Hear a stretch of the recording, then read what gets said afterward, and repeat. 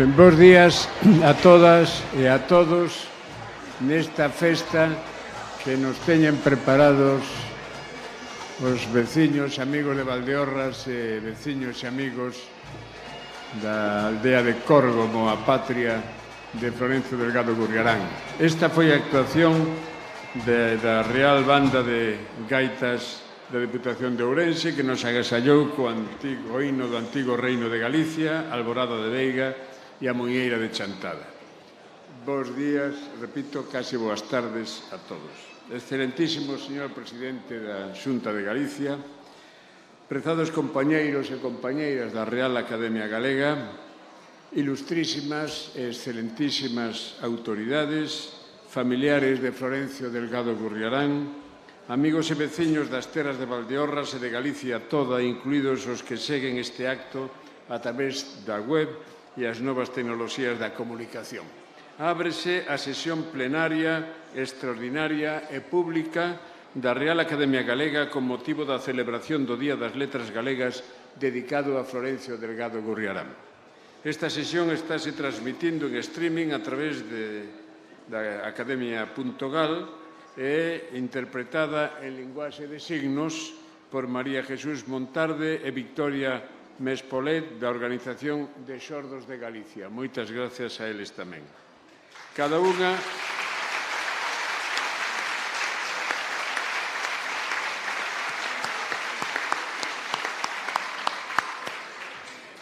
e cada un de vostedes dispoñen dunha edición do discurso de ingreso como académico correspondente de Florencio Delgado Gurriarán, Saudades de Valdeorras, titulámolo, acto que tivo lugar o 6 de setembro de 1981 no casino do Barco de Valdeorras, así como o cartel convite da Academia desta xornada e un marcapáxinas da Primavera das Letras de Florencio Delgado Gurriarán, unha ferramenta digital didáctica da Real Academia destinada á xente miúda para dar a coñecer as nosas letras.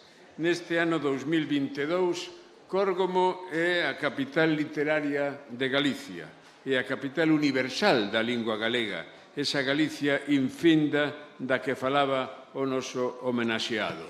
É unha honra para todos nós que nos acompañe o presidente da Xunta de Galicia, Alfonso Rueda Valenzuela, algo que xa é tradicional nesta xornada.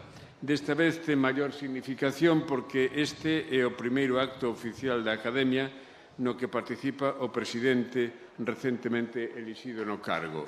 Benvido, presidente, e parabéns.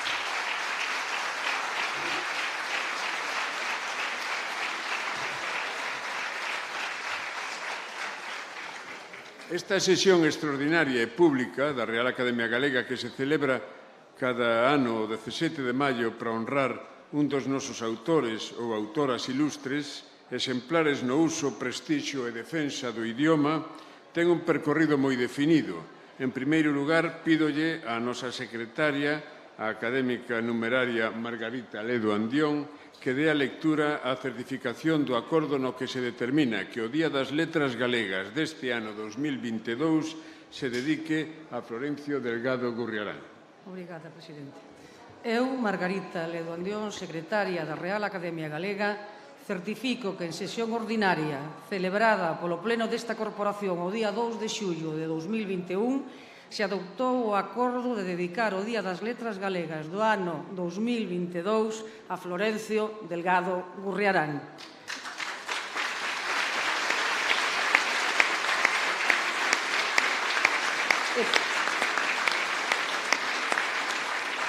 E para que así conste, expido a presente certificación na cidade da Coruña 17 de maio de 2022 co visto e prace do presidente da Real Academia Galega, Víctor Fernández Freixanes.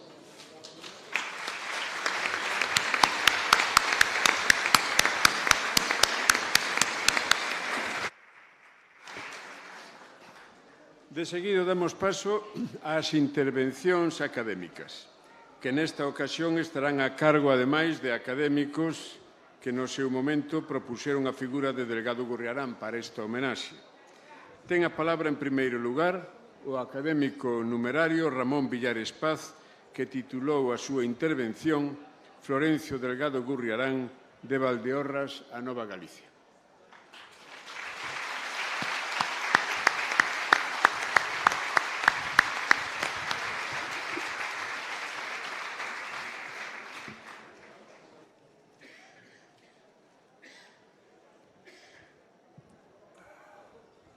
Señor Presidente da Xunta de Galicia, señor Presidente da Real Academia Galega, señor Presidente do Parlamento de Galicia, autoridades, familia Delgado Gurriarán, miñas donas, meus señores.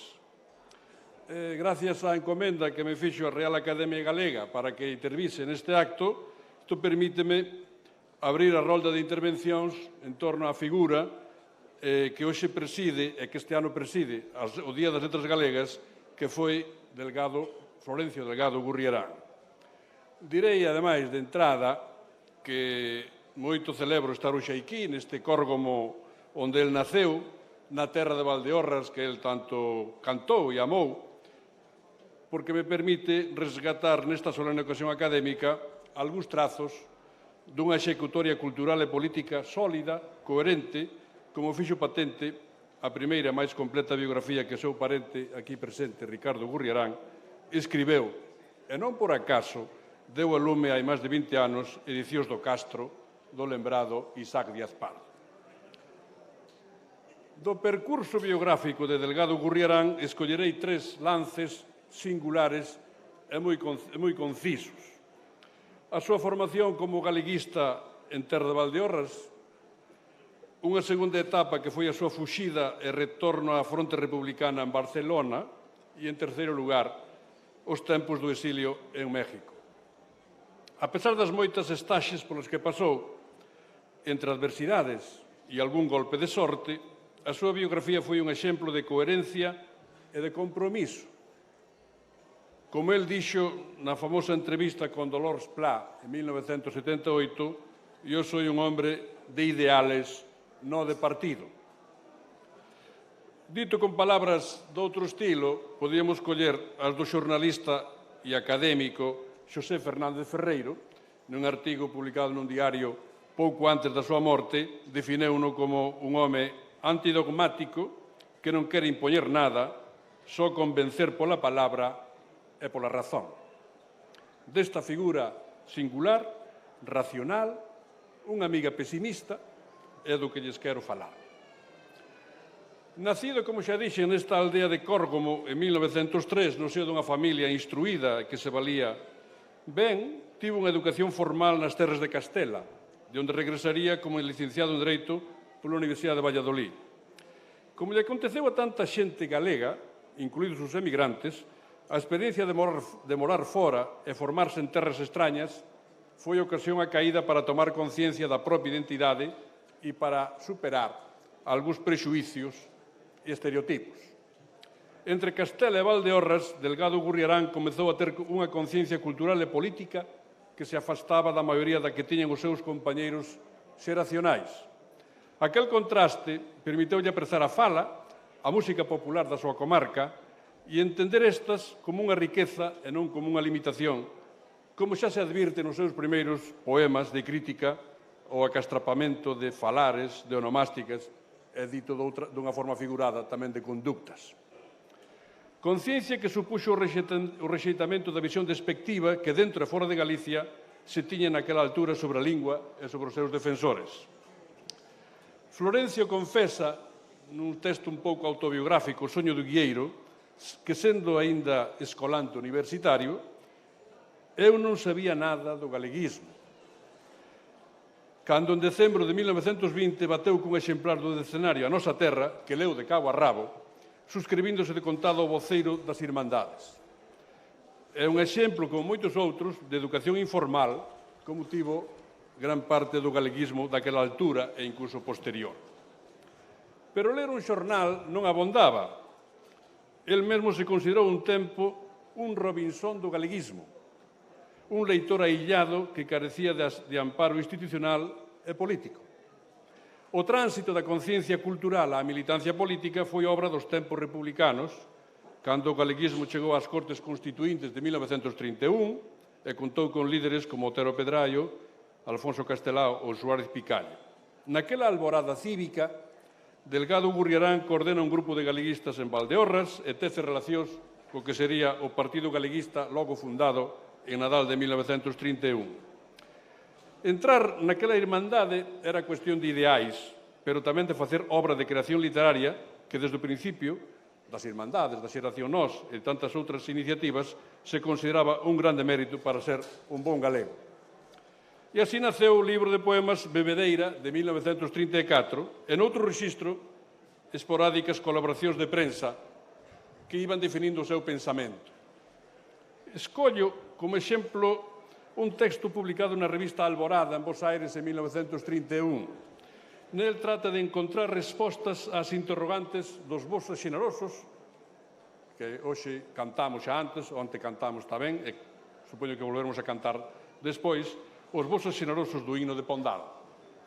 O que eles contestarían, os vosos xenerosos, se naquela altura fosen preguntados, sería, di Florencio, que Galicia é unha terra asoballada, que precisa de outro porvir, isto é, que sexa a mesma independente ou autónoma, pero que debe, en todo caso, estar unida a outras nacionalidades da península por lazos de comprensión e libertada do xugo do centralismo.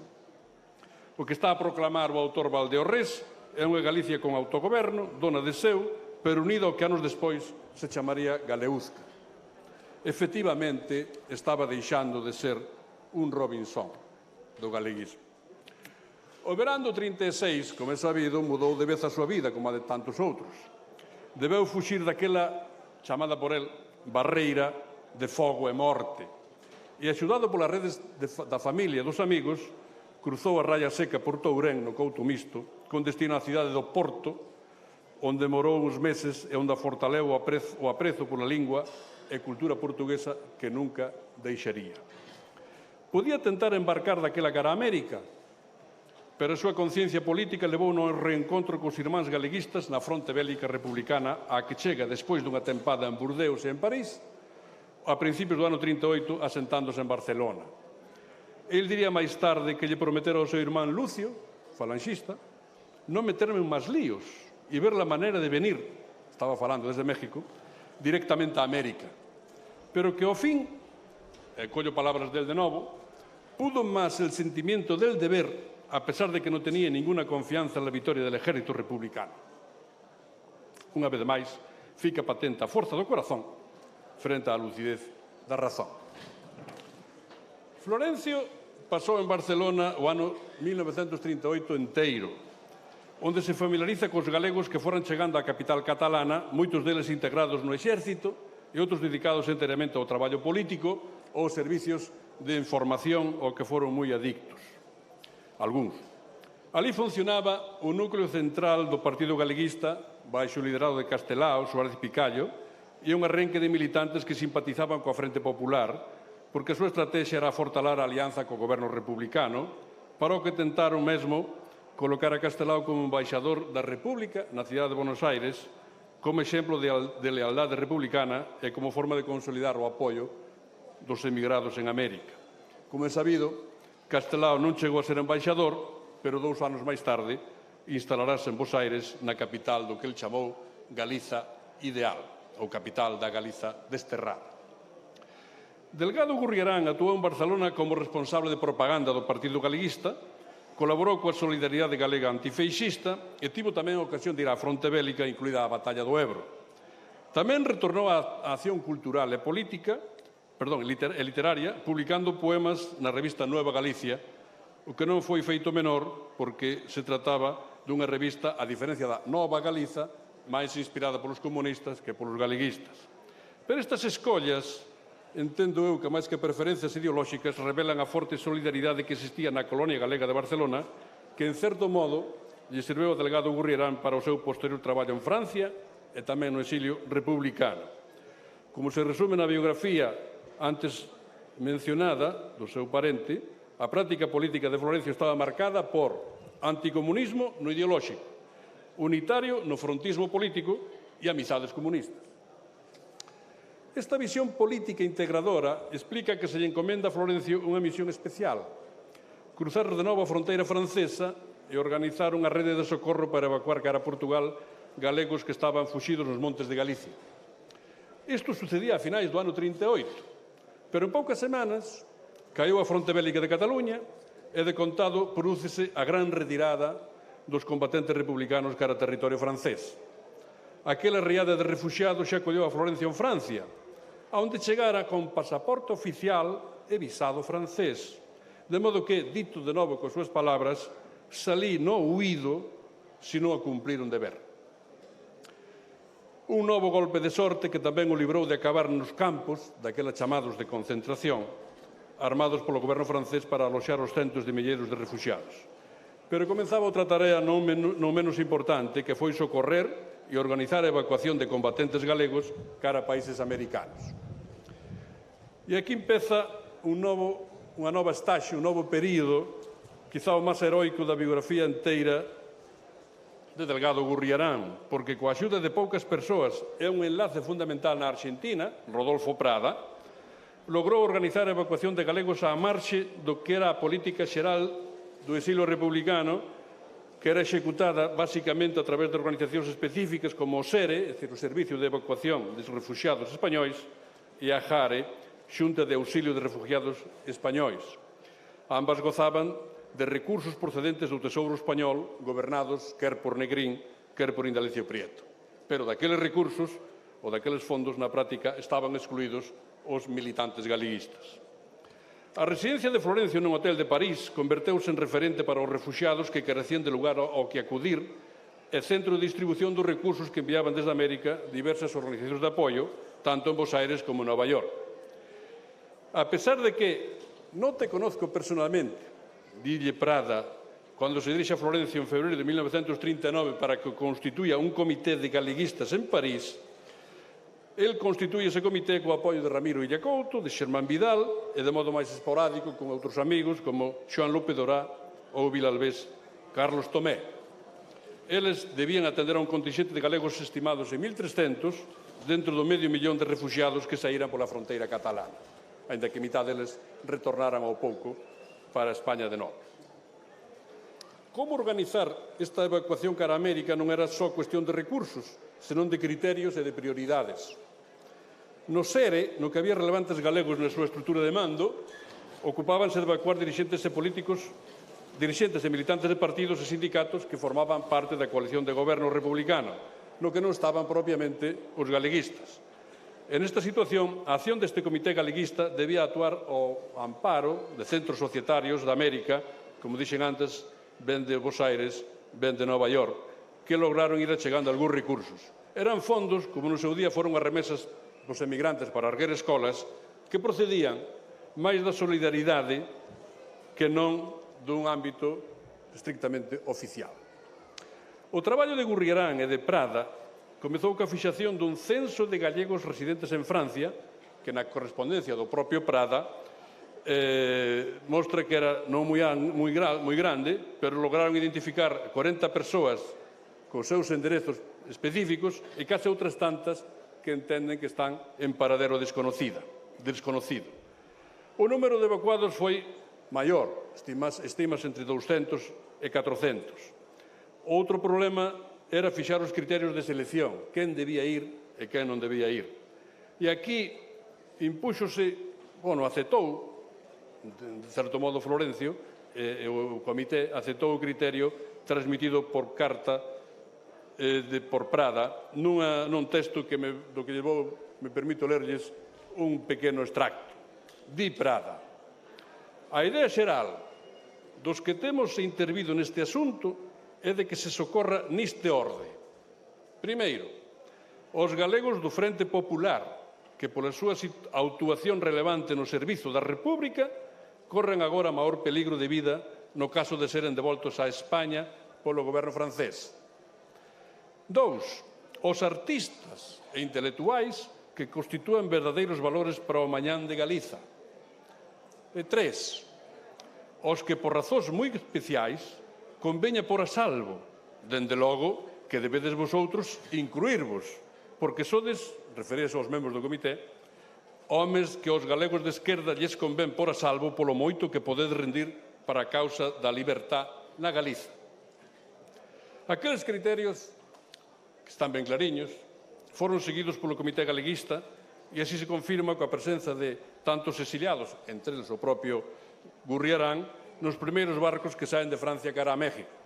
No caso de Florencio, foi o vapor Ipanema, no que viaxou, que arriba a Veracruz en xullo de 1939 con 998 exiliados, ou refuxiados, mellor dito, que eran menos da metade, ou case a metade, dos que foran no Sinaia, acollido personalmente unhas semanas antes por Lázaro Cárdenas, a quen o propio poeta Valdeorres denominou tatá, en lingua náhuatl, é dicir, pai, polo apoio que deu a todos os que ali chegaban.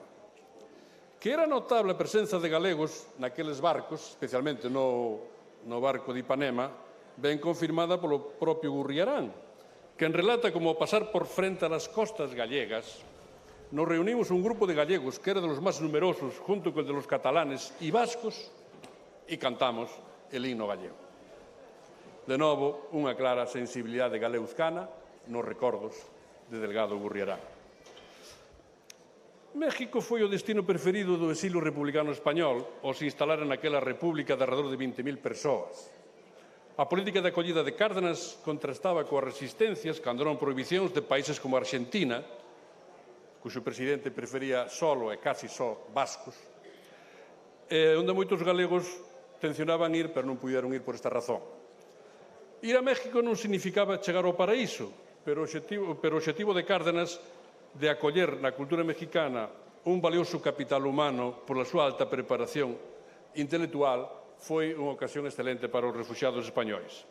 E a sociedade mexicana, en proceso de institucionalización da súa revolución, que a fixo o propio Cárdenas, precisaba de cadros profesionais, universitarios, culturais, como é patente xa a marche do que fixo o propio Florencio, na creación de institucións tan sobranceiras como o Colegio de México ou o Fondo de Cultura Económica, na que participaron algúns ilustres exiliados galegos, como Jesús Baligay, no primeiro, ou Ramón Iglesia Parga, menos coñecido, no segundo.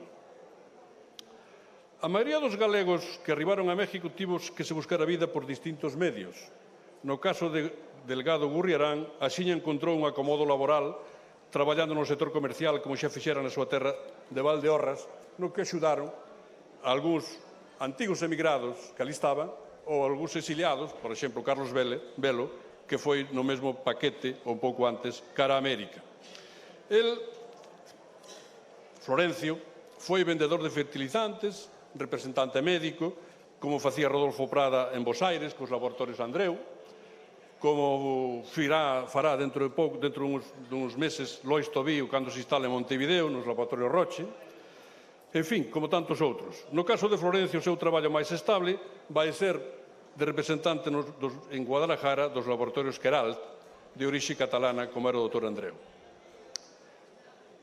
Pero instalarse era unha cousa e recuperar a actividade pública que desenvolvía en España nos tempos da República e da Guerra era outra. Demoraron algún tempo en saber que facer, pero ao fin regresaron á política e á cultura. A política como panca institucional que permitise retornar canto antes á terra que tiveran que abandonar. A cultura como preservación da súa propia identidade. Gurriarán e o grupo de galegos que con el estaba, que se asentaron en México, tiveron algunhas dificultades para se desenvolver neste terreo, porque tiñan pouco peso numérico e político no conxunto dos refuxiados españois.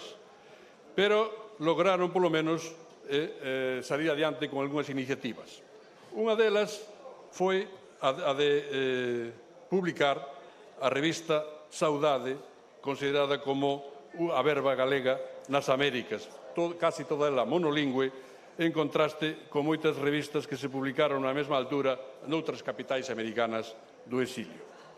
O máis constante colaborador desta revista, que saeu a lume en Duaxeiras, sería o poeta Valdeorrés. Pero, alén da acción cultural, fixeron un traballo aínda máis importante, Delgado Gurriarán e outros, que foi manter o contacto cos núcleos de galeguistas acollidos en Buenos Aires ou no Cono Sur, en outros lugares, especialmente con Castelao, que o acolleron de forma moi afectuosa e familiar cando el foi a México á fronte dos 4 membros e fundadores do Consello de Galiza para participar nas Cortes Republicanas de 1945, celebradas na capital azteca, e xa antes dese viaxe mantiveran contactos moi estreitos para actuar como representantes do Consello de Galiza en México, peza fundamental para reconstruir a alternativa de Galeuzca, que antes aludín, na que, sobre todo, salientou o amigo Xoán López Durá. Esta acción política tivo o seu punto culminante, como xa digo, entre os anos 1944 e 47, entre a creación en Bos Aires do Consello de Galiza e o retorno de Castelao desde París, cansado e ferido pola crise do goberno republicano, presidido por José Giral, que tivo no Rianxeiro o seu máis afouto defensor, mesmo frente á morneza, naquel momento, dos seus compañeiros vascos e cataláns. O fracaso da alternativa de Galeuzca debe entenderse, sin embargo, no contexto da Guerra Fría e da creación dun mundo bipolar que dominou a xeopolítica mundial desde o ano 47 en diante. De modo que as esperanzas de retornar a España foron ficando choídas ou bloqueadas para tantos refuxiados que tiveron que aceptar a Realpolitik de finais dos 40 e admitir que había que desfacer as maletas, para usar unhas palabras de Luis Seoane, instalarse nos seus destinos por moitos anos. O percurso biográfico de Delgado Gurriarán ilustra ben esta viraxe ao se deslocar para Nueva Galicia e manter unha prudente distancia cos medios do exilio da capital azteca, de México DF. Distancia que non foi ruptura, porque el seguiu colaborando, por exemplo, no libro Presencia Gallega en México, promovido polo Patronato da Cultura Galega, e dará o seu contributo, polo menos, aos 2 primeiros números desa revista influinte, emblemática, que foi Vieiros, da que finalmente só se publicarían, como se sabe, 4 entregas. E con esta referencia vou dar cabo á miña intervención. As 3 últimas décadas da biografía de Florencio Delgado Gurriarán transcurriron en México, pero xa non eran propiamente as dun exiliado activo, senón un galego leal aos seus mentores galeguistas e con saudades da súa terra, a que ansiaba retornar e nela recuperar contactos con vellos amigos do interior, como facían naquela altura Luis Seoane, Emilio González López e outros. Os seus contactos primeiros foron con Fernández del Riego e con Paz Andrade, e aquel debezo de regresar non foi satisfeito ata que viaxe a Valdeorras en 1968, primeira das 3 estadías que logra facer na súa terra. Non foi acollido de modo tan distante e frío como lle acontecera nos mesmos tempos a Masao, que tamén estaba exiliado en México, que ao comprobar o silencio que existía en torno del e da súa obra na España de 1968-69, declarou: «He venido, pero non he vuelto». Florencio puido volver, aparte de ir e vir, porque encontrou primeiro en Valdeorras e logo nalgúns amigos, Sebastián Martínez Risco, Valentín Paz Andrade, na Real Academia Galega, no Instituto de Estudos Valdeorreses, unha acollida agarimosa e algunhas honras simbólicas. Volver a Valdeorras foi máis que un retorno, foi pechar un círculo aberto na súa infancia e cultivado nos anos de mocidade antes da Guerra Civil. A súa paixón pola terra, os seus viños, as súas falas, os costumes, as súas xentes foron a base, como se dun prerromántico se tratara, da súa inspiración poética e do seu alento político. Na última viaxe prevista, pero non realizada, convidado para pronunciar a conferencia de clausura do Congreso Castelao en 1986, enviou un manuscrito que era ao tempo unha confesión autobiográfica e unha homenaxe a Castelao, condensada no título do escrito e en algún dos seus libros como O soño do guieiro. É unha ofrenda a Galicia, lida na varanda do rianxeiro Pazo de Martelo, na clausura daquel congreso, que acaba con estes versos de esperanza compostos uns anos antes en Puerto Vallarta, cos que eu tamén vou acabar a miña intervención. E di Florencio: «En por iso, Daniel, guieiro noso, a Galicia é máis forte que o malfado, e ha de ser o teu soño realidade. É iso voto que compre che fagamos para que no alén floreza o teu sorrir de bon e xeneroso». Moitas gracias.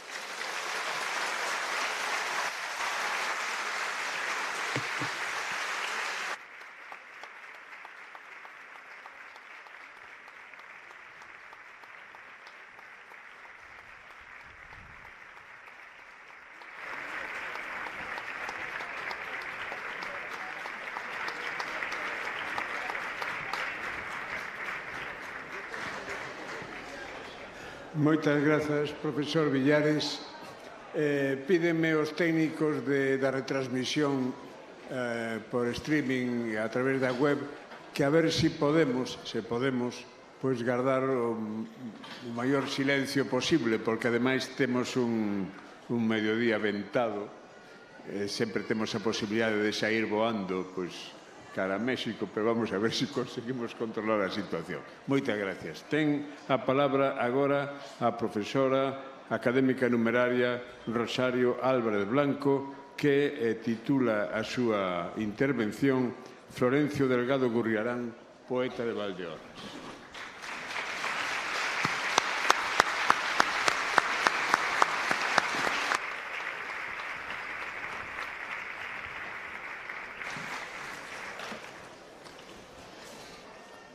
Señor Presidente da Xunta de Galicia, señor Presidente da Real Academia Galega, señor Presidente do Parlamento, señoras académicas, señores académicos, familiares, veciñas e veciños que gardades e mantedes acesa a memoria de Florencio, autoridades, miñas donas, meus señores.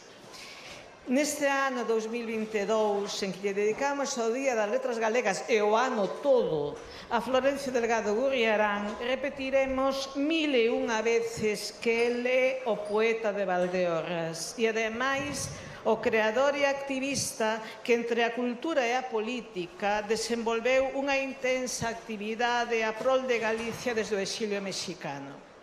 Dous trazos que, entrelazados, contribúen por igual a caracterizar o noso homenaxeado, como puxo de manifesto esta Real Academia na xornada en que foi escolleito para esta celebración. A súa condición de nativo de Valdeorras foi o sustrato necesario e inesquecible na súa posición activa irredutible na nova vida mexicana. Poeta de Valdeorras. Cumprindo coa encarga que me foi feita por esta corporación, grazas, señor Presidente, pola ocasión e a confianza, voume deter neste título honorífico outorgado espontaneamente, ao parecer nemini discrepante, a este bo fillo de Córgomo, concello de Vilamartín de Valdeorras. Moitos dos presentes, e desde logo todos os que me convidaron a facelo, saben que a miña investigación pertence ao campo da lingüística e filoloxía galegas e sobre todo a variación da lingua, isto é, as diferenzas nas formas de expresarse dos galegos e galegas que, se deixaren de usar o idioma que chamamos galego, mudan en función do tempo, do lugar de procedencia ou da ocasión.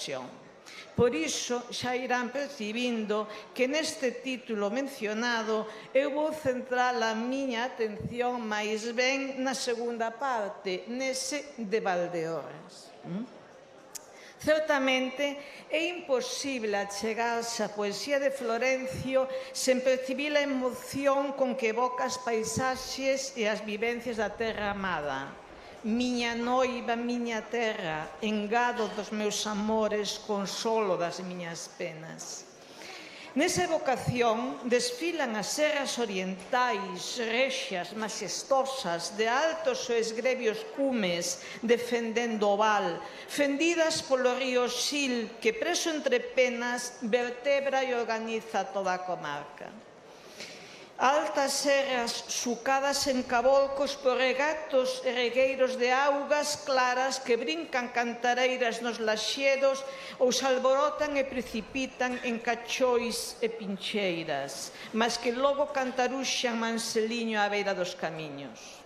E toda a roupaxe vexetal que as veste en sucesión continua ao longo das estacións, formando parte dos días e das horas de todos os homes e mulleres desta terra, das cores e sensacións que agariman as súas vidas e tinguen os seus recordos. As árbores lanzais da montaña e das ribeiras, a omnipresencia dos soutos cos seus retortos castiñeiros, ourizos, candeas, caracochas, as flores do Monte Baixo que colorean a primavera e o verán, ou o mantelo de ouro das naveiras e cortiñas. O mar das cepeiras, tinguindo as encostas e os ocalcos coa variedade de tons das súas follas e o recendo dos seus acios. Mas neste canto xeóxico tamén hai lugar para o rexeitamento das especies que veñen romper o equilibrio dese medio natural, cun lugar poético especial para a protesta contra os eucaliptos, con imaxes recorrentes pouco amigables como a de Matachín con afiados coitelos, a de arbres de peles folada ou a de Novo Rico da Campía, Circio e Baril estranxeiro.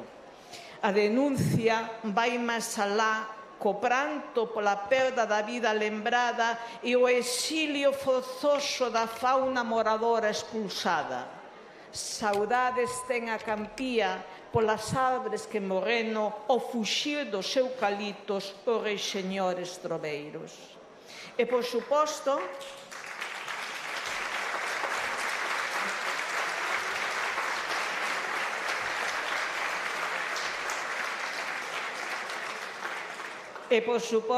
na evocación non faltan todas as castas de uvas e de viños. Nun lugar de importancia, o delicioso godello dos viños brancos espello, do que tamén di milagre feito viño, que ten o contrapunto no Alicante vermello dos viños tintos espello. Mas a maiores están moi presentes o da Mencía, da Garnacha, do Caíño, do Mouratón, da Moza Fresca e incluso a humilde Purrela, agulla que molla gorente non embebeda, bebida cristianizada polo baptismo na vega. Brancos e tintos de todas as castes, sí, pero tostado, líquida alfaia, pinga de ouro do Sil, mereceulle un madrigal. Unha paisaxe humanizada por unha sucesión ininterrumpida de xeracións de devanceiros que domearon serras e encostas que semellaban indómitas. Camiños, carrúas, congostras, valados, muradellas, socalcos, caldeiras, devesas, poulas, agros, cortiñas, os viñaredos e as adegas, os pegureiros e as avenzas, a fumeira das casas da aldea. Unha paisaxe natural habitada por unha comunidade que se funde con ela e que sustenta a vida toda, o traballo e o lecer. As festas, o rebultar de mozos e mozas, as ruadas, as cantigas e cantarenas, os magostos, o entruido e os foliois, a xuntanza na taberna, Santa Marta, os santuarios e as tradicións, os xogos lembrados da infancia, mas tamén da idade adulta, o peón coa súa baraza, as chapas, as pinchacarneiras, os brincos de cereixas nas orellas, os bolos, a partida da virisca. E por iso, feita materia poética, a emoción da sonoridade dos topónimos amados. Nomes de Valdeorras, doce sonoroso canto. Córgomo, Xaguaza, Correxais, Outarelo, As Gralleiras, Río de Farelos, Pena da Moura, Val da Freixo, Porto Mourisco, e si, tamén outra vez a poesía ao servizo da denuncia irada contra a deturpación castrapizante, como no seu poema Louvanza a toponimia en xebre, muiñeiras sen música. Volten a Valdeorras os nomes xenuínos, non máis Correjanes ni Vegamolinos, sin Veigamuíños e máis Correxais. Que Deus lles perdoa a feble cultura os que esmendrellaron a nomenclatura traducindo os belos nomes de Valdeorras ao feio castrapo.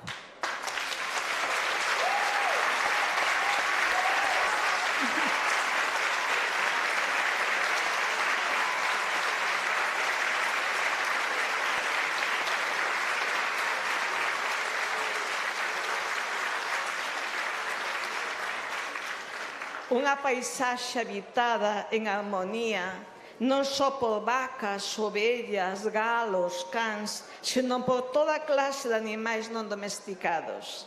Na súa evocación ocupan un lugar especial os paxaros sensulato, lavandeiras donas, paporrubios escudeiros, palorellas anduriñas, curuxas asexantes, cucos menciñeiros, milpéndoras, cochorras, reiseñores, pero non fallan, ademais, os grandes mamíferos vencellados ás vivencias ancestrais da comunidade e a cultura tradicional transmitida. O raposo, o lobo, o golpe, o recoteixo, nin animais máis pequenos que forman parte dos temores, narracións e experiencias infantís. A cobra que quere poñerse morena e toma baños de sol, as coitadiñas sarrás que a volta do riancean, as formigas que fan balanzo do brán, as abelaíñas, a carricanta, o poeta canta o vigoroso vento frío do norte e a fresca bris da montaña, desconfiado dos alumiños mainos dos ventos moles e tépodos vindos do sur. Entoa unha e outra vez a lembranza do barudo e forte inverno, coa choiva, neve, xiada, sarabia, curisco, carambelos, brétemas e nevoeiros. Chegou o vento do norte, chegou o vento de inverno, coa neve por Brancabesta, co curisco por Cadelo, de brétema rexo escudo, espada de duro xelo, corno de ai encalexado e lanza de carambelo, cos guerreiros das folerpas e da sarabia os besteiros. Mas tamén canta o arco da vella e os días ollíos do verán e os alumiñados por raiolas que fenden como a coitelas a néboa para acender de cores o mar das cepeiras. Sí, definitivamente, Florencio merece con toda xustiza o título de poeta de Valdeorras por dereito propio.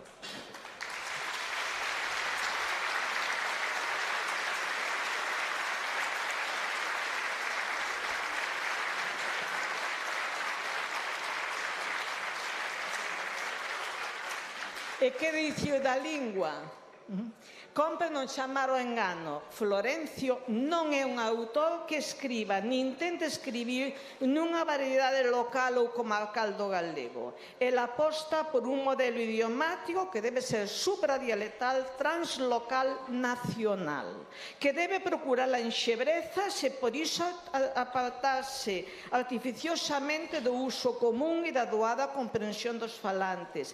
Un galego desacomplexado que non se automutile por un trabucado impulso diferencialista. Un galego que debe beber da lingua do pobo, mas sen alentar por iso ningunha sorte de minifundio lingüístico. Un galego que ten que aspirar á universalidade sen perder a súa esencia. En definitiva, un galego que debe trascender os espazos da cultura tradicional para ser vehículo de cultura en todas as formas de expresión e en todos os ámbitos para todos os galegos e galegas na Galicia infinda.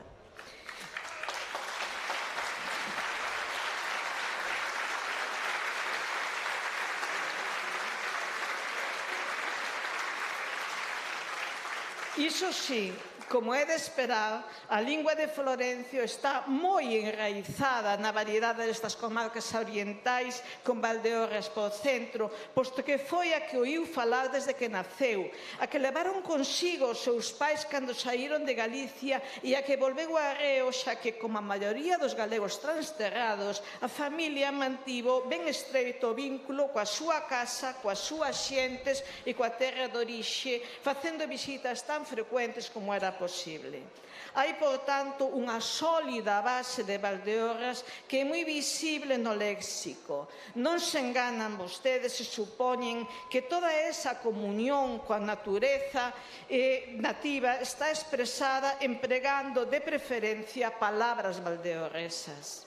Ora ben, as palabras da tribo deixan espazo sempre para outras que para a mesma realidade son aprendidas aquí e acolá por medio das lecturas e do intercambio con falantes de outras terras galegas. Non esquezamos que el pasou a maior parte da súa vida fora de Galicia, tamén na adolescencia e mocidade, polo que o vencello máis permanente coa lingua foi a través da escrita. E iso é quizáis o que o fixo decir cando afirmou, o meu xuicio exaxeradamente, que o seu galego é máis que collido do pobo a deprendido nos libros. Por exemplo, cando fala dos cursos invernos, un tema recorrente, atopamos a neve, o vento frío, o curisco, e lembra con frecuencia os carambelos, usando a forma propia de toda esta rexión onde se reúnen Lugo, León e Ourense. Outros galegos dirían carambo, candeallo, candeoto, etc. Pero cando se trata do pedrazo, prefire sen dúbida a forma sarabia, un sustantivo que dificilmente escoitaría por aquí. Non lle chista a forma granizo, tan frecuente nestas terras extremeiras, seguramente posta baixo sospeita de castelanismo. E quizás pola mesma razón foxe da solución pedrisco que nós, nas enquisas do Atlas Lingüístico Galego, recollemos aquí en Córgono. Non, el opta por Sarabia, propia dunha ampla área distante pasado o río Miño e que, ademais da súa eufonía, trae recendos da portuguesa Saraiva. Noutros casos, nesa construción dun galego común, o autor opta pola variación léxica, choutando libremente a conveniencia dunha solución para outra. Así, aínda que para a súa árbore totémica usa o nativo castañeiro, que é a forma máis tradicional de Valdeorras, como en toda a franxa oriental desde o Cantábrico ás Portelas de Zamora, prefire, sen dúbida, a máis común e estendida castiñeiro, xeral en autores de todas as procedencias que puido escoitar sen sair do lugar a falantes ourensáns ou lugueses veciños polo oeste. Mas o curioso é que tamén dá xenerosa entrada a Castiro, unha variante moi singular e pouco difundida, localizada nunha pequena área central da provincia de Lugo. E reparen en que falo seguido das palabras e frases usadas para nomear as entidades evocadas e, en definitiva, do léxico. A variedade local é moito menor se procuramos na fonética ou na morfoloxía, pois Florencio asume de modo xeral solucións que xa na altura se ían decantando como galego común. Chan, mans, uns, pantalóns, ti como suxeito, etc. E que non se corresponden coas que el sabe que son características da súa fala. Só de vez en cando, de xeito intencionado ou non, afloran trazos moi marcadamente dialectais como valdeorreses, como pingas afectivas ou pinceladas creadoras dun ambiente pintoresco ou entrañable. Plurais en ois, por ti, os corazois dan latexos, eles ten os paxaros concello, el vei o que se vei no lenzo fai chorar os penedos, etc. Home do seu tempo, tanto vive atento aos progresos da cultura galega e á construción comunitaria do modelo de galego escrito moderno, o que contribúe en contacto directo ou indirecto con outros intelectuais, como vive atento á cultura moderna internacional para que incorpora sen dó e con toda naturalidade estranxeirismos de uso corrente. A anduriña está a facer a toilette, o Xil vai ao cabaret das Xereas, nas encostas de Trevinca xa saben o que é o slalom, ou di que a Vía Láctea é unha bela estrada de ensoños con macadam de estrelas. Igual que xoga cos esdrúxulos cultismos procedentes ou imitantes da nomenclatura científica. Lembren, por exemplo, no descordo da queimada, fogo estético, elipsético, ledoxénio, termoxénio e sacrificio incurento que é da mizada requento.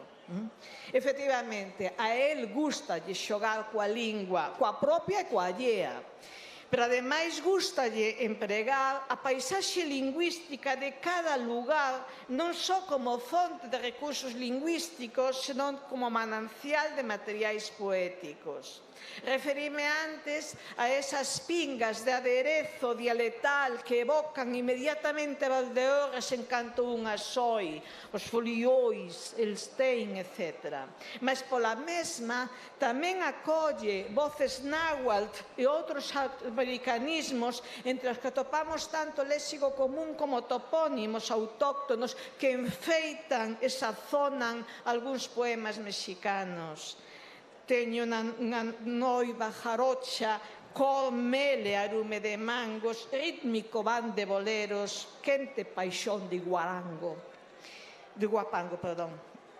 A súa experta atena lingüística recolle con acerto a pronuncia hispana dos anglicismos que mechan a fala española na contorna mexicana ou imitan a dos gringos estranxeiros e que Florencio incorpora ao seu abano de recursos expresivos. Uruapan tras dos outeiros, xudeu o paricutín para que os gringos barulleiros poidan vir matalos plen. Co mesmo fino sentido do humor, imita cariñosamente o francés pronunciado a galega en París, como da mociña galega que chegou a París en longa promenada da aldea ao Boulevard. Inda que engaiolada de París polo engado pode ter rendezvous na porta do metró, pode troulear na rúa o 14 de xullo da xeñaldada espiña leva no corazón. Tamén con humor dá entrada ao castrapo, neste caso con intención paródica e obxectivo de denuncia, como fai por caso en carta de Juan de la Era al doutor. En definitiva, vou acabando, Florencio Delgado Gurriarán, poeta de Valdeorras, representa a fala desta comarca como sólido punto de partida, pero nunca pretendeu que a súa lingua poética fose un fiel reflexo da lingua falada nesta rexión galega.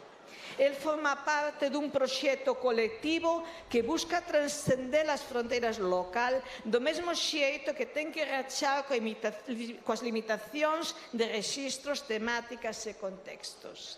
A base familiar e veciñal valdeorresa únense a mantenta palabras que proceden de outras áreas xeográficas escoitadas aquí e acolá e moi principalmente as que proveñen das lecturas e do seu interese por aprender galego a través dos precursores da literatura de tradición oral e dos seus mestres do Seminario de Estudios Galegos e outros círculos galeguistas, sen esquecer as lecturas e contactos en portugués, en revistas e libros chegados de Portugal e do Brasil, nin a inserción nun contexto internacional contemporáneo coa circulación de préstamos impostos pola modernidade.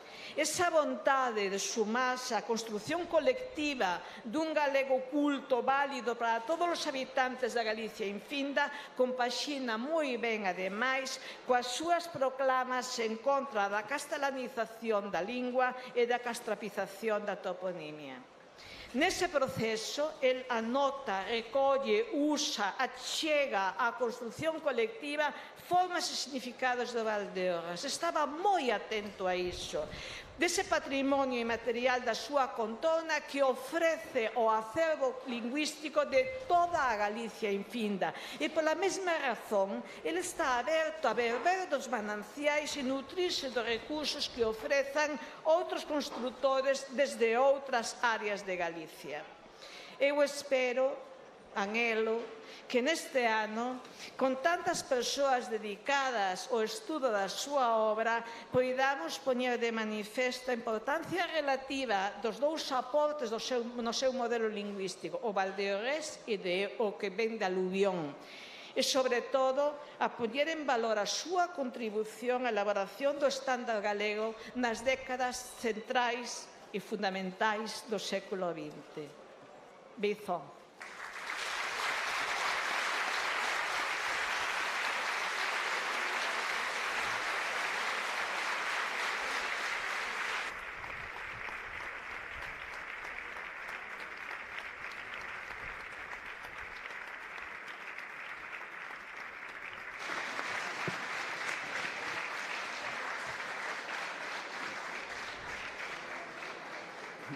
Estas intervencións, nalgúns casos máis desenvolvidas, publicaránse contra o final de ano no Boletín da Real Academia Galega, xunto cos traballos científicos do simposio que celebraremos a finais do mes de novembro sobre a figura e a obra de Delgado Gurriarán.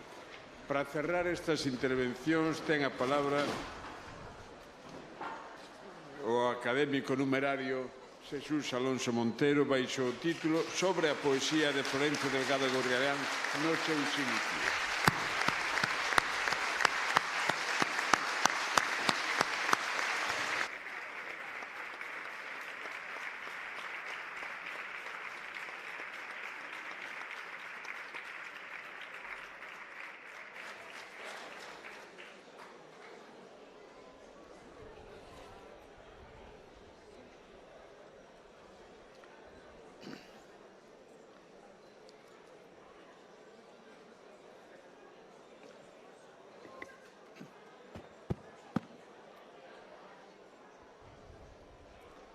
Titúlase a miña intervención sobre a poesía de Florencio Delgado Gurriarán nos seus inicios 1931-1934, poeta das cousas das terras de Valdeorras, ou sexa, poeta matriótico, e asemade poeta das causas, ou sexa, poeta cívico, poeta patriótico. Excelentísimo señor Presidente da Xunta de Galicia, excelentísimo señor Presidente da Real Academia Galega, excelentísimo señor Presidente do Parlamento de Galicia, familia galega e familia mexicana do escritor Florencio Delgado Gurriarán, señoras académicas e señores académicos, alcaldes e autoridades das terras da nación valdeorresa, veciñas e veciños da nación afectiva que cantou con tanto talento o poeta, miñas donas e meus señores. O título da miña alocución non é, como pode parecer, un xogo de palabras. É o título dun achegamento á poesía de Delgado Gurriarán, que se propón deslindar dous tipos de composicións que estiveron moi presentes dun xeito moi especial na primeira etapa pública da súa carreira literaria, a que vai de 1931 a 1934. Sobre este período de menos de 4 anos debruzarase a miña curiosidade. Fareino aquí, en Córgomo, onde o autor escribiu todas ou moi boa parte das páxinas poéticas que van solicitar a miña atención durante uns minutos. En Córgomo, miñas donas e meus señores, que Florencio sempre levou no corazón, de aí que o seu primeiro pseudónimo fose Corgomófilo, que un aprendiz de grego clásico traduciría o que ama a Córgomo. Teño a sospeita, se mo permiten, de que Corgomófilo creouse a partir de Demófilo, que foi o pseudónimo empregado a fins do XIX por don Antonio Machado e Álvarez, que chegou a ser, na vida e nos seus estudos, un auténtico amante do pobo. Andaluz de nación, nacera circunstancialmente en Compostela no ano 1848. Córgomo, en efecto, estivo de cote moi presente na vida e na literatura do noso Florencio, quen quizáis nunca se imaxinou que anos despois do seu falecemento, tan lonxe de Valdeorras, Córgomo sería a capital literaria de Galicia nun día tan significativo como o 17 de maio. Hoxe é ese día, a data na que Córgomo, de algún xeito, tamén é o Día das Letras de Europa, pero deixemos os argumentos en favor deste loureiro para outra ocasión. É ben sabido que Florencio, como poeta público, estreouse en 1931, concretamente en febreiro dese ano, se nos atemos aos datos da insustituíble monografía de Ricardo Gurriarán. Xa cumprira o autor 27 anos. No período que vai dos inicios de 1931 a ben entrado 1934, a data de Bebedeira, o seu primeiro libro, Florencio publica na prensa galega poemas de condición moi distinta. Abundan os que cantan e contan as cousas das terras de Valdeorras, a súa comarca natal, os farturentos viñedos, as excelencias dos seus viños, o curso do río Sil, os vizosos soutos e a delicia das festas e doutros aconteceres. O poemario canta a súa pequena e íntima patria, ou sexa, a súa matria, ese territorio físico e afectivo que emite a cotío signos confortables, incluso garimeiros, como garimeiras son nos seus cantos de berce as nais. Debería decir, miñas donas e meus señores, máis, voz menos lonxe do étimo latino mater, matrem, pois sabido é que noutros lugares de Galicia a nai chámase mai. Estes poemas sobre a pequena patria, sobre a matria, converten a Delgado Gurriarán nun poeta matriótico, o poeta da nación afectiva que era a súa matria valdeorresa. Poeta matriótico, por tanto, está na liña de quen dun xeito maxistral inaugurou en Galicia a poesía matriótica, Rosalía de Castro. A Rosalía que nun poema de 1863 evocaba a hortiña que quero tanto e as figueiriñas que plantei. Poucas matrias, señoras e señores, tan ben poetizadas, tan ben cantadas en Galicia, como as terras de Valdeorras. O noso poeta, poeta das cousas da súa venerada comarca natal, arrinca delas recursos literarios algúns inesquecibles. das cepas di: as vidras, ledas mozas churrusqueiras, maquilladas de sulfato, sorriño o vento, coquetas. E das nubes, que el escribe nubens, comunícanos, enamoradas da serra, andan a buscarlle as voltas por ver de apalparlle as tetas. Nun breve romance titulado A cadea, o noso autor traza a biografía do río Sil, que o levan preso as penas, os penedos, e que actúan como gardas civis.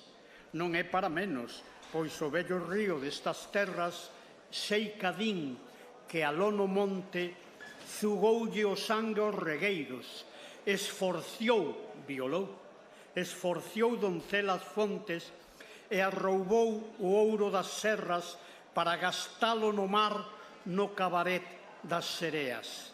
Deron parte delos lobos cando ía fuxir a Cuba, e aínda que en Monte Furado meteuse no monte, a lúa descubriuno e deronlle o alto. Neste exemplo, e hai moitos outros, están as prosopopeas, esa figura retórica que tanto prodigou o ilozoísmo naquela época, escola poética da que Delgado Gurriarán foi a voz máis rica. E as prosopopeas, señoras e señores, pertencen ao universo das metáforas, e o noso poeta foi sempre un prodixioso creador de metáforas. Con estas figuras retóricas, o noso escritor compuxo o poemario Bebedeira, que é o libro das cousas de Valdeorras, o libro dun matriota inspirado. Desde 1931, Delgado Gurriarán compón poemas matrióticos, poemas que incorpora en 1934 o seu primeiro libro Bebedeira, que é un canto á paisaxe da comarca natal e ás súas cousas. Pero entre 1931 e 1934, nos mesmos rotativos, publica outro tipo de poemas, algúns decididamente comprometidos coa causa da galeguidade. Reparemos, en primeiro lugar, no titulado Xuntanza, de decembro de 1931, unha especie de manifesto político en verso que finaliza con esta arenga: vós galegos, é hora de xuntanza, a quen forte non é, ninguén o escoita. Si queredes ser donos de gabanza, ide xuntos á nobre civil loita, senón, triste será a vosa lembranza e nunca terá fin a vosa coita.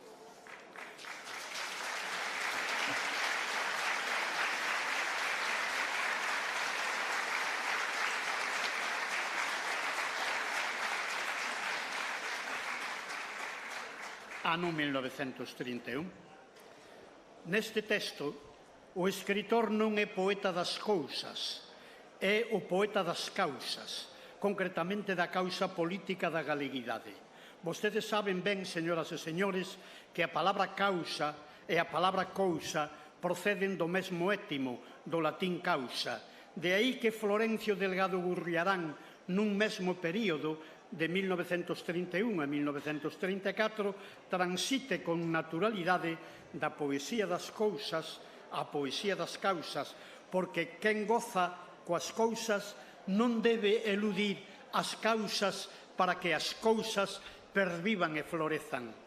Unha destas cousas é o viño de Valdeorras, cousa que pervivirá e florecerá na medida en que os traballadores dos eidos vinícolas vivan unha vida digna. Con esa causa estaría o noso poeta, cidadán antes que escritor, o escritor que falaba desde neno a lingua galega, esa cousa que, sabéndoa, non só a cantou como cousa deleitosa, senón que a defendeu nos seus versos por ser unha causa. En efecto, nese período escribe e publica 3 poemas que ben podemos chamar sociolingüísticos, nos que denuncia o desleigamento idiomático de certos sectores e individuos. Poeta das cousas, ante o idioma, é un poeta das causas. Dos 3 poemas, O máis citable é Falan Castelán, de abril de 1934, onde a musa crítica do noso escritor denuncia o desleigamento cívico dos que rexeitan o uso do idioma do galego. Así pois, quen neses 3 ou 4 anos canta as cousas nos chamados poemas matrióticos, ao mesmo tempo, nos mesmos periódicos, publica versos sociolingüísticos que eran, sin dúbida, unha das modalidades da poesía patriótica. Se poeta patriótico é Delgado Gurriarán no poema Xuntanza, xuntarnos, unirnos para construir Galicia, tamén é poeta patriótico quen, neses 3 primeiros poemas sociolingüísticos, denuncia a actitude ante a lingua galega do cacique, do crego, do señoritiño, etc., e na versión de 1943 dos falanxistas. Por conseguinte, nun mesmo período, o poeta fai poesía das cousas e tamén poesía das causas, o que neste discurso chamamos poesía matriótica e poesía patriótica. Compre engadir que Delgado Gurriarán, cando publica o seu primeiro libro, Bebedeira, de 1934, nese volume só recolle a poesía matriótica, 32 poemas, bastantes xa editados, de cheo na liña ilozoísta estreada polo pontevedrés Amado Carballo. O volumen non nos ofrece ningún dos poemas sociolingüísticos nin ningún dos poemas abertamente patrióticos, entre eles Xuntanza. Eu teño a sospeita de que o noso escritor, na hora de aparecer ante o público como poeta autor dun libro, o seu primeiro libro, opta nesta ocasión para presentarse en sociedade, na sociedade literaria, definíndose como poeta das cousas, lonxe da poesía cívica e patriótica, como se esta modalidade non conferise dun xeito claro o estatus de poeta-poeta. Sexa ou non este o motivo da non incorporación de tales poemas, imponse neste discurso académico referírmonos a un dos 32 poemas que constitúen Bebedeira. Trátase de Tristura do Souto Mudo, composición de 68 versos na que canta e gaba os castiñeiros, os castiros, tema presente noutros poemas do libro, tema moi presente noutras páxinas deste volumen, que é, entre outras cousas, un canto á paisaxe valdeorresa. Pero nesta composición hai un drama. O poeta decátase de que os reis señores e outras aves fuxiron. E fuxiron porque o vello Souto foi invadido por árbores alleas, procedentes de terras extrañas. Era o eucalipto, con follas de coiro rexo e de pele esfolada, que, novo rico da campía, tamén espaventou as cerdeiras, os carballos, os freixos, as figueiras e os amieiros. De feito, só resistiu o piñeiro. Non sei de ningún poeta que denunciase antes de 1934, en Valdeorras ou noutra comarca de Galicia, a asoballante invasión desta voraz especie australiana. Tampouco o fixo dun xeito evidente Delgado Gurriarán. Quen lea con atención o poema non atopará a crítica económica que non poucos autores con posterioridade fixeron desta invasión, deste asoballamento contra as especies botánicas autóctonas. Delgado Gurriarán, neste libro, ofrécesenos como poeta puro, alleo a alegacións sociais ou económicas. É tan puro, nestes 68 versos, que o que lle doi ao poeta non son as consecuencias ecolóxicas e agroeconómicas, é o feito de que os reiseñores troveiros tivesen que fuxir, incapaces de cantar nas polas da árbore estranxeira. Pero eu pregunto, é correcta esta interpretación do poema de Delgado Gurriarán? Téñase ben en conta que o poema titúlase Tristura do souto mudo e que haberá alguén capaz de pensar que os reis señores fuxiron como protesta económica ante o asoballamento arbóreo. Sei pouco do que opinaban aquí e fora de aquí os ecoloxistas de 1934. Agora ben, non sería moi disparatado pensar que os reis señores foron nese ano os únicos críticos coa nova situación forestal de Valdeorras. Quizáis, señoras e señores, os reis señores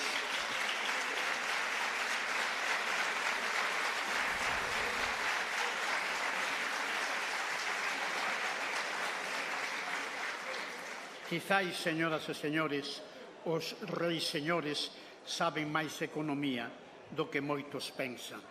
Valéndose deles, o poeta Florencio Delgado Gurriarán construíu un sutil texto poético en favor dos petrucios castiñeiros e contra o eucalipto, o novo rico da campía. Graciñas é que os reis señores canten en todos os currunchos de Valdeorras e da nosa terra.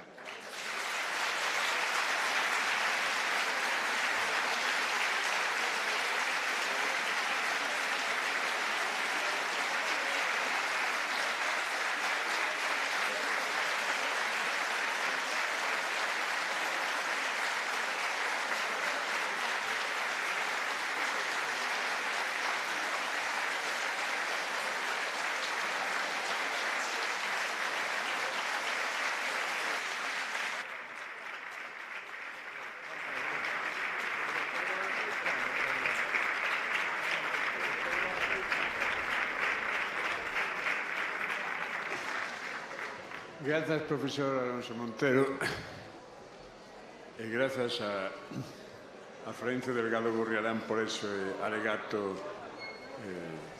precursor. Como dixen ao principio, Córgomo é hoxe a capital das letras galegas para todo o mundo, a capital dunha lingua que nos une e que nos identifica, unha lingua na que nos recoñecemos e na que viaxamos xuntos no río do tempo. Na figura e na exemplaridade de Florencio Delgado Gurriarán homenaxeamos a lealdade a esa lingua encarnada nestas terras de Valdeorras, alén das distancias e as adversidades. Homenaxeamos a coherencia a prol dunha causa e unhas ideas, a causa da liberdade, a democracia e a causa de Galicia, a exigencia crítica e ao mesmo tempo conciliadora do autor e moi principalmente homenaxeamos e expresamos pública gratitude aos homes e mulleres do desterro, o exilio que os empuxou pola forza cara a terras distantes e máis os que sufriron tamén o exilio interior, logo que puideron salvar a vida e en moitos casos pagaron a súa dignidade ca cadea. Case sempre que falamos do exilio falamos de Bos Aires ou Montevideo. Desta vez visitamos o exilio de México de tan alta significación o que se fixo referencia tanto nas intervencións dos académicos como no discurso que publicamos e repartimos entre os presentes, o discurso que Florencio Delgado Gurriarán pronunciou en setembro de 1981 cando a Real Academia Galega o nomeou académico correspondente para que nos representase a todos naquelas terras. Neste discurso que teñen vostedes, Delgado Gurriarán dá conta miúda de moitos daqueles protagonistas resistentes heroicos que non debemos esquecer. As novas xeracións deben saber estas cousas, non para alimentar o resentimento, que é unha substancia tóxica, senón para documentar a memoria. Quero salientar a presencia neste acto da familia de Delgado Gurriarán, que se trasladou dende México para asistir a estes eventos, as súas fillas Celia, Carmiña, e Maruxa e os seus netos Roberto e Sara. Eles son testemunhas do que digo xunto con Celia Teixeiro, a súa dona, que seguen non en Guadalajara, Nova Galicia, agora en México, según sabemos, pero a que enviamos un cariñosísimo saúdo. Tengo tamén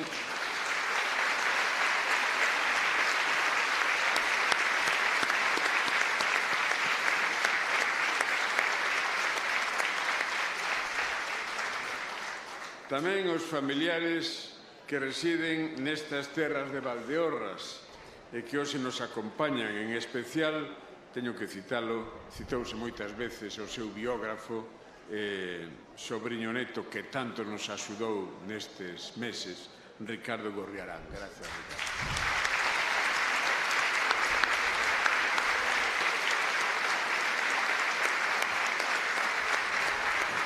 Non debo esquecer, para rematar, o capítulo de agradecementos.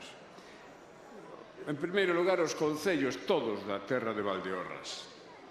Hoxe, representados neste acto polo noso xeneroso anfitrión Enrique Álvarez Barreiro, alcalde de Vilamartín de Valdeorras.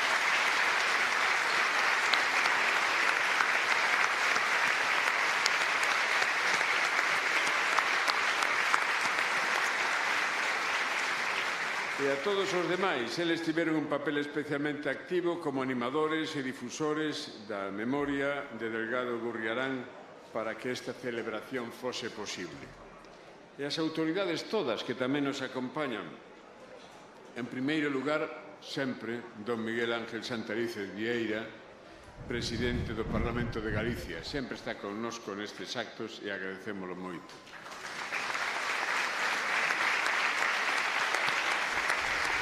A don Román Rodríguez González, conselleiro de Cultura, Educación e Universidade. A dona María Dolores Fernández Galiño, valedora do Pobo. A don Anxo Lorenzo Suárez, secretario xeral de Cultura.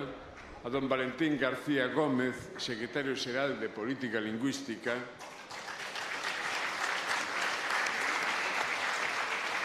A don César Fernández Gil, vicepresidente da Deputación de Ourense, a Deputación que nos agasallou con esta festa da banda de gaitas. A dona Teresa Jerique Mosquera, en representación do Grupo Parlamentario Popular. A dona María González Albert, en representación do Grupo Parlamentario do Bloque Nacionalista Galego.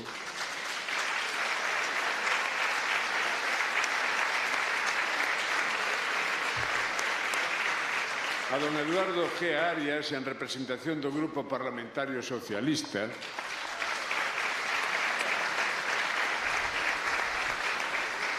A don Emilio González Afonso, subdelegado do Goberno en Ourense. Don Antonio López Díaz, o noso reitor da Universidade de Santiago de Compostela.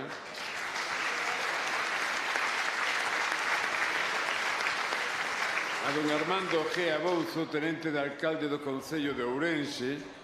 Alfredo García Rodríguez, alcalde presidente do Concello do Barco de Valdeorras.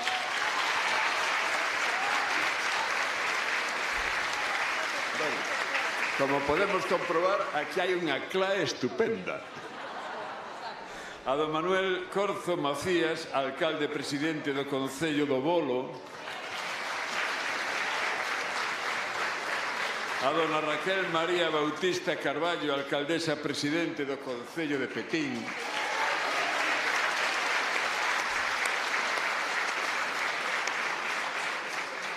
A don Elías Rodríguez Núñez, alcalde presidente do Concello de Rubiá. A don Abelino Fernández Seco, en representación do Concello da Rúa. A Armando G. Abouzo, tenente de alcalde do Concello de Ourense, como dixen, Aurelio Blanco Trincado, presidente dos Estudos Valdeorreses, e a todos os membros deste instituto, que tamén colaborou moi activamente e que foi dos primeiros, xunto cos alcaldes, que nos veu visitar a Rúa Tabernas a Coruña para pedir o apoio da corporación, a dona María Xosé Porteiro, adxunta a Valedora do Pobo, a don Gabriel Alén, delegado territorial da Xunta de Galicia en Ourense, e a fundacións que tamén están connosco, a Fundación Penzol, que nos acompaña, aos académicos correspondentes, moitos deles que están aquí, non os quero citar a todos, a Luis González Tosar, da Fundación de Eduardo Blanco Amor, en fin, non quixera esquecer ningunha autoridade e se esquezo, pido agora perdón e disculpas. Mención especial con todo, quero facer a Débora Álvarez Moldes e a Margarida Pizcueta. Están aí. Autoras, ademais, dunha estupenda antoloxía, que tiven a honra porque así me pediron de prologar. E a todas aquelas e aqueles que dende este proxecto que algún día será fundación, seica, ou polo menos esa intención de traballo.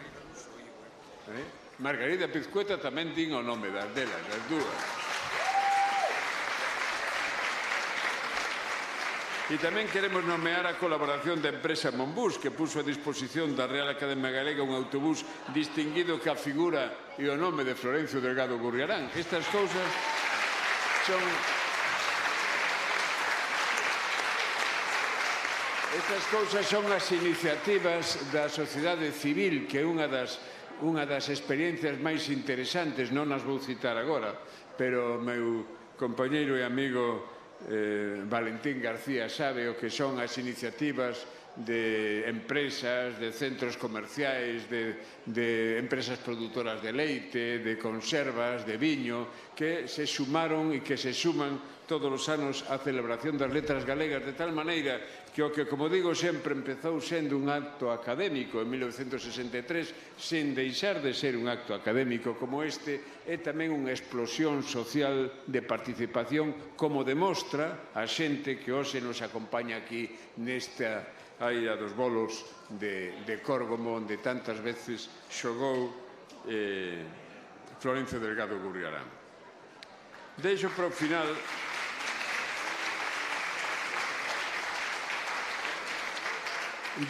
final unha nova referencia á presenza do presidente da Xunta de Galicia, que un ano máis nos acompaña.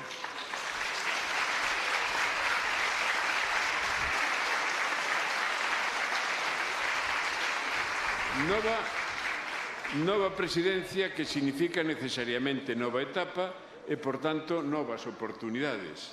Dende a Real Academia Galega, que ten a manda institucional de velar pola lingua, facemos votos para que poidamos abrir novas vías de colaboración a prol do idioma que nos ocupa e que nos preocupa. Non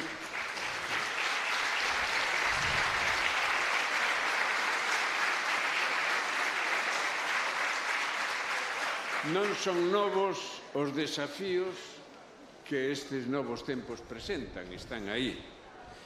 Non son novos, debemos asumilos, e se aceptamos que a lingua é un territorio de unión, modernidade e afectos, marca de identidade por riba de siglas e diferencias, oxalá saibamos, presidente, atopar novas iniciativas para avanzar no seu desenvolvemento, integrando por riba de siglas e por riba de etiquetas todos os axentes sociais que poidamos sumar.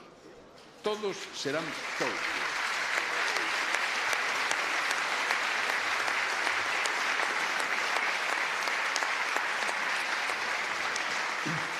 Dende aquí poñemos a Academia a disposición e facemos nosa aquela frase de Castelao de que hai sitio para traballar. E máis podemos engadir, non deixemos a ninguén fora. Non deixemos a ninguén fora. Parabéns outra vez, presidente, e moitas gracias a todos os presentes. De seguido, damos entrada de novo á Real Banda de Gaitas de Ourense, que entrarán interpretando Ourense no Solpod. E para concluir, interpretarán o himno galego.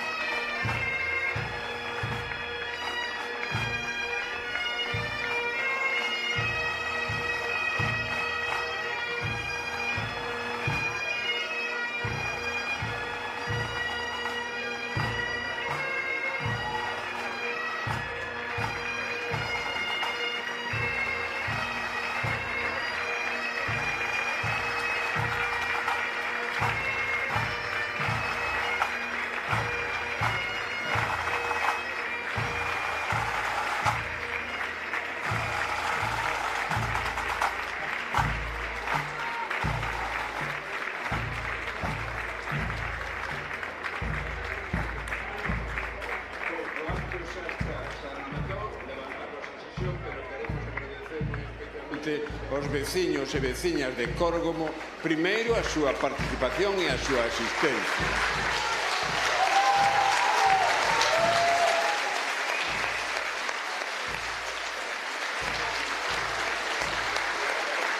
E as persoas que integran o proxecto Florencio Delgado Gurriarán e o Concello de Vilamartín de Valdeorras por convidar a Academia ao que eles denominan, e nós asumímolo, unha florenciada, alegría comunal a que nos unamos encantados.